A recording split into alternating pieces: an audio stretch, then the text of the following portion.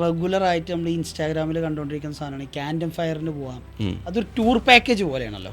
ശരിക്കും പറഞ്ഞ ആൾക്കാർ ക്യാൻഡം ഫയറിന് പോവുക, അല്ലെങ്കിൽ ചൈനയ്ക്ക് കുറേ ആൾക്കാർ ഒരുമിച്ച് പോവുക എന്ന് പറയാം. അപ്പോൾ എനിക്ക് എപ്പോഴും തോന്നാറുണ്ട് ഇതിൽ ഇങ്ങനെ ഇപ്പോൾ ഒരു ടൂർ പോലെ ആൾക്കാർ പോയാൽ ഈ പർപ്പസ് നടക്കും. ശരിക്കും രോഷഭായി ഇതിൽ ആളുകൾ മിസ്ലീഡ് ചെയ്യപ്പെടുന്നുണ്ടോ? സത്യം പറഞ്ഞാൽ ഉണ്ടല്ലേ. അതിൻ്റെ കാരണം എന്ന് വെച്ച് കഴിഞ്ഞാൽ ഇപ്പോൾ നമ്മൾ കണ്ടന്റ് ഫെയറിന് വരുന്ന 90% ആളുകൾ എന്താണ്, ഒരു പ്രൊഡക്റ്റ് നമുക്ക് എന്തെങ്കിലും പ്രൊഡക്റ്റ് കിട്ടും എന്ന ഉദ്ദേശത്തിലാണ് വരുന്നത്. നമ്മളിവിടെ ബിസിനസ് ചെയ്യുമ്പോൾ എന്താ വേണ്ടത്? ഇപ്പോൾ വരുന്ന ആൾ ചിലപ്പോൾ ദുബായിൽ നിന്ന് വരികയായിരിക്കും, ചിലപ്പോൾ കേരളത്തിൽ നിന്ന് വരികയായിരിക്കും.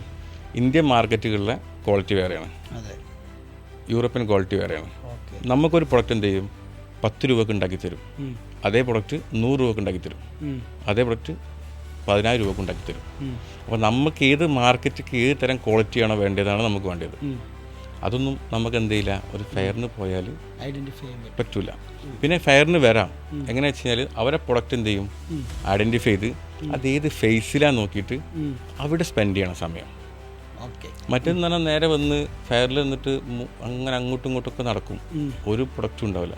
ആൾക്ക് അവസാനം എന്ത് കിട്ടി, ഒരു ഫെയർ കണ്ടു എന്ന് മാത്രമായി. ആളുകൾക്ക് ഒരു വരുന്ന സമയത്ത് അറ്റ്ലീസ്റ്റ് എന്ത് പ്രോഡക്റ്റാ, ഞാൻ ഏത് ടാർഗറ്റഡ് കസ്റ്റമേഴ്സിനെ ഫോക്കസ് ചെയ്യുന്നത്, എൻ്റെ കോസ്റ്റിംഗ് എത്ര വരണം, ഏത് സ്ഥലത്ത് അതിനെ പൊസിഷൻ ചെയ്യണം, ഇങ്ങനത്തെ ഒരു ഐഡിയ ഒക്കെ ഉണ്ടായിട്ട് വന്ന ആ സ്പേസ് മനസ്സിലാക്കി അവിടെ സ്പെൻഡ് ചെയ്യാൻ റെഡി ആണെങ്കിൽ അത് വേർത്താണ്. അതെ. അപ്പോൾ അവർക്ക് എന്താ വെച്ചാൽ അവരെ പ്രൊഡക്റ്റ് ഒരുപാട് സ്റ്റാളുകൾ ഉണ്ടാവും. അപ്പോൾ എല്ലാവർക്കും എന്ത് എക്സ്പ്ലോർ ചെയ്യാം.